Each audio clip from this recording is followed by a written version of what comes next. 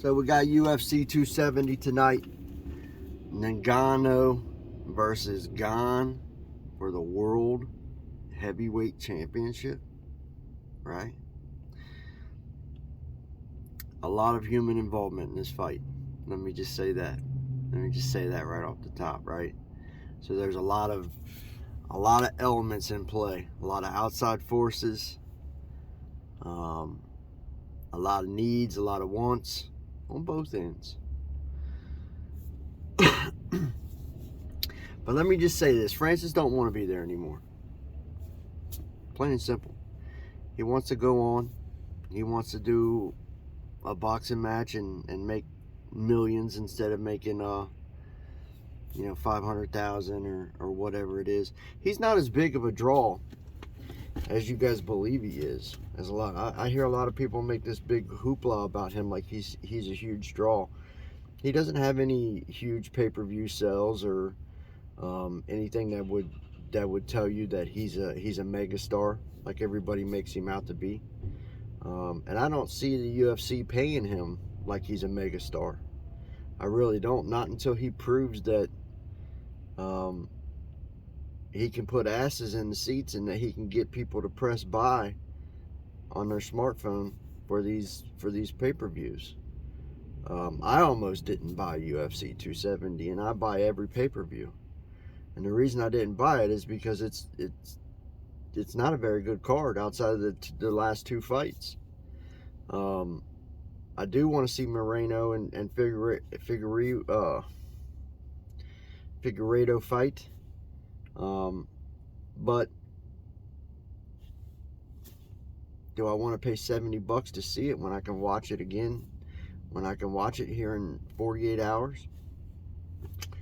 Because that's the only fight on the card that doesn't have predictability to it. Listen, Francis and Ngannou,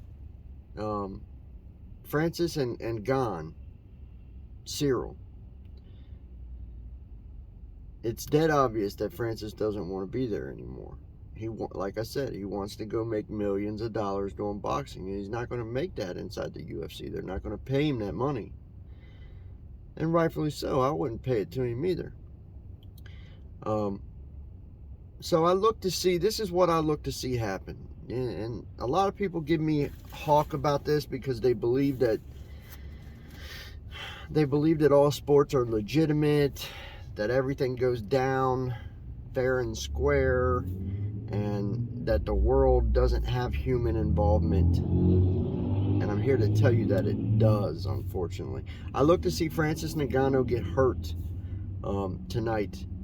Either first round, second round, a leg injury, an arm injury, something that he can get out of this fight kind of unscathed, where he kind of says, hey, I'm injured, the fight's over with, blah blah blah. That's the end of his contract. He gives over the title without being defeated, and he can go on and do a mega boxing event. That's personally what I look to see happen. But if that doesn't play out and he doesn't get a way out of this fight straight up via that way or some other way, easier way for him to hand over this title, and it is a straight up fight. When I first looked at this, Vegas had these massive odds that this fight wouldn't go the distance, right? And rightfully so. It's weird because when I looked at it today, those odds have lowered a lot. And it's actually not that bad. For a heavyweight fight with these two guys, they have it at negative 250. Fight not to go the distance. So you pay 250, you make $100. Or I think it was 260, 270, something like that. That's what I did. I took his fight not to go the distance. And I expected the odds to be a lot lower than that. Like negative 500, negative 600 is where I expected it to be. And I was going to be happy just to make a little return on my money. $30, $40. But they're not.